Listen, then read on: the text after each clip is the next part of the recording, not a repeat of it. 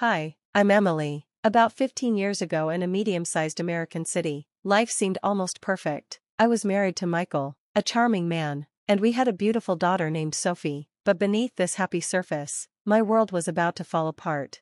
One evening, Michael came home looking different. His usual warmth was gone, and he seemed cold and distant. He said, "Emily, we need to talk," avoiding my gaze. Then he told me he had filed for divorce. I was shocked. Divorce? Michael, what are you talking about? Is this some kind of joke? But it wasn't a joke. He explained that his mother, Elizabeth, had influenced his decision. She never liked me and believed I was too much for her own daughter. She convinced Michael that I didn't belong in their family.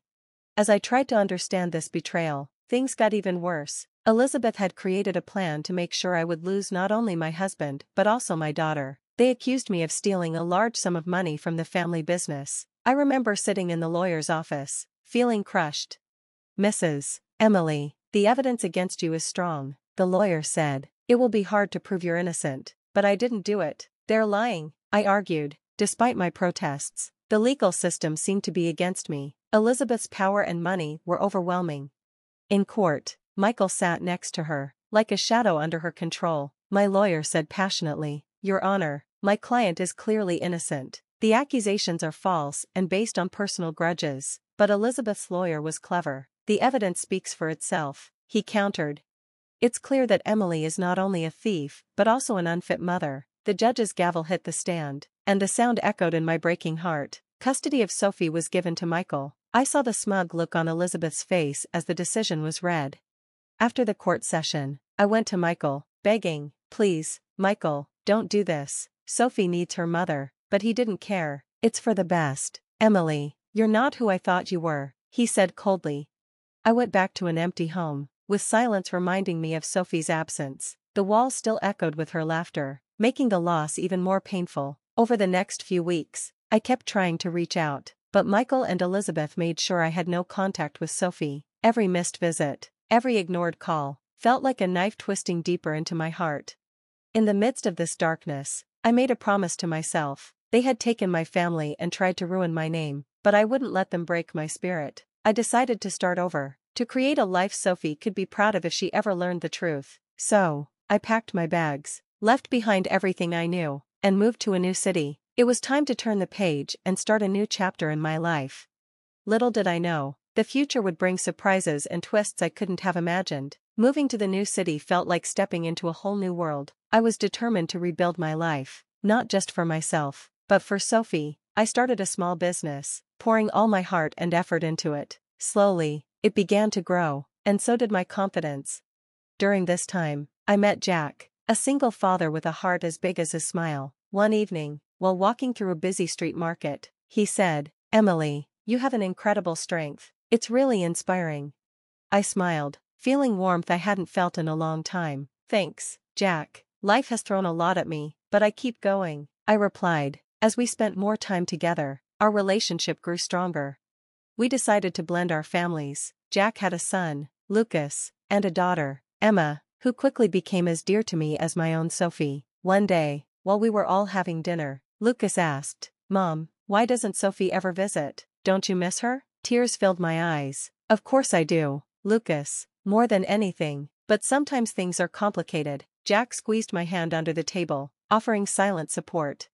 Despite the love and happiness in our new family, a part of me always ached for Sophie. I tried reaching out, sending letters and gifts, but they were always returned unopened. Michael and Elizabeth had filled Sophie's head with lies about me. They told her I had built my business with stolen money and that I was someone to be ashamed of.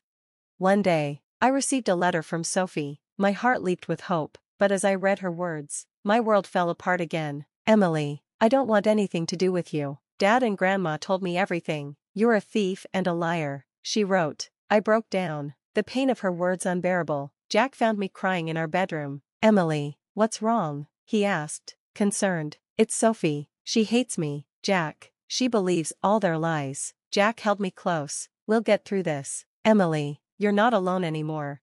As the years went by, our family grew stronger, and my business became a successful company. We moved into a larger home, and our lives were filled with love and laughter. But I never stopped missing Sophie. I often watched the kids play in the backyard, wondering what Sophie was like now. Was she happy? Did she ever think of me?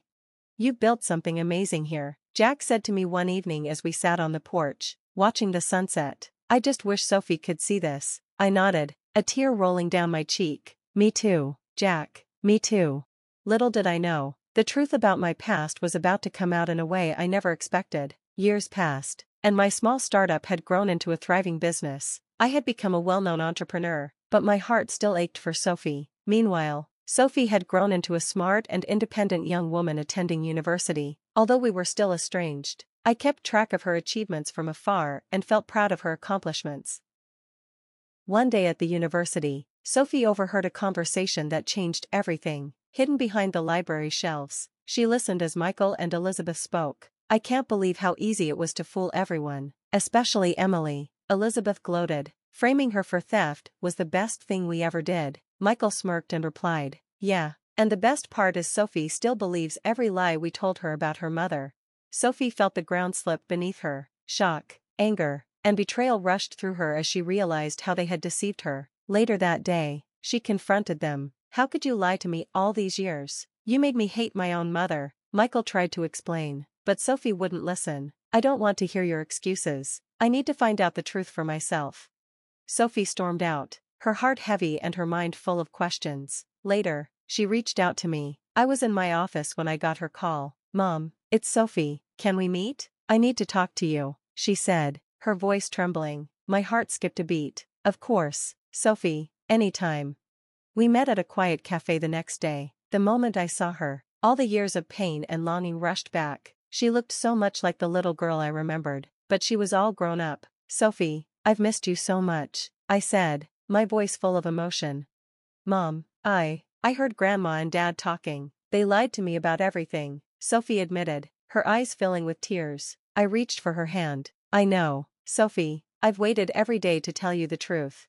We talked for hours, sharing our pain and clearing up misunderstandings. Sophie was filled with regret. I'm so sorry, Mom, I should have known better. Can you ever forgive me? Tears ran down my face as I hugged her. There's nothing to forgive, Sophie, you're my daughter, and I love you no matter what.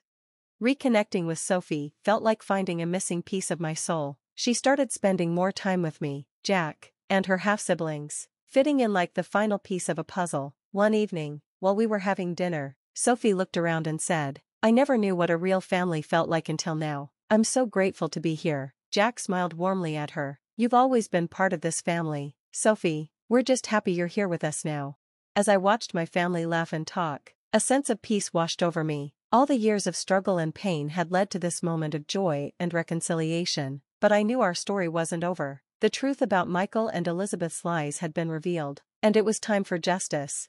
In the courtroom, tension filled the air as Sophie took the stand. It was time to confront the years of deception. Can you tell the court what you heard on the day in question? The prosecutor asked. Sophie's voice was calm, but I could see the pain in her eyes. I overheard my grandmother, Elizabeth, and my father, Michael, bragging about framing my mother for a crime she didn't commit. They did it to keep me away from her, she testified. The courtroom gasped in shock. Michael and Elizabeth sat still, their faces pale. The prosecutor continued, and how did this make you feel? Betrayed, angry. I've been lied to my whole life, Sophie replied. Michael's lawyer tried to challenge Sophie's testimony, but the truth was undeniable. The judge's gavel came down with force, declaring Michael and Elizabeth guilty. They were led away, and when Michael's eyes met mine, there was no regret, only quiet acceptance of his fate. The courtroom buzzed with whispers as the judge gave the sentences. Elizabeth would serve time for conspiracy and perjury, while Michael was sentenced for his role in the false accusations. Outside the courtroom, Sophie hugged me tightly. I'm so sorry, Mom, for everything. I hugged her back, feeling a chapter of our lives close. It's over now, Sophie, we can finally heal. When we got home, Jack and the kids had prepared a small celebration. A banner read "Justice and Joy." As we gathered around the table, laughter and chatter filled the room. Jack raised his glass and said, "To Emily, a woman of incredible strength and love, and to our family, united and strong." I looked around at the smiling faces of my children, Sophie, Lucas, and Emma, and felt a deep sense of peace. The journey had been long and full of pain, but we had come out stronger. Later that evening, as the kids played in the backyard, Sophie and I sat on the porch watching the sunset. Mom, I can't change the past, But I promise to make up for it every day, Sophie said, holding my hand. I gently squeezed her hand back. You've already made me so proud, Sophie. We have our whole future ahead of us.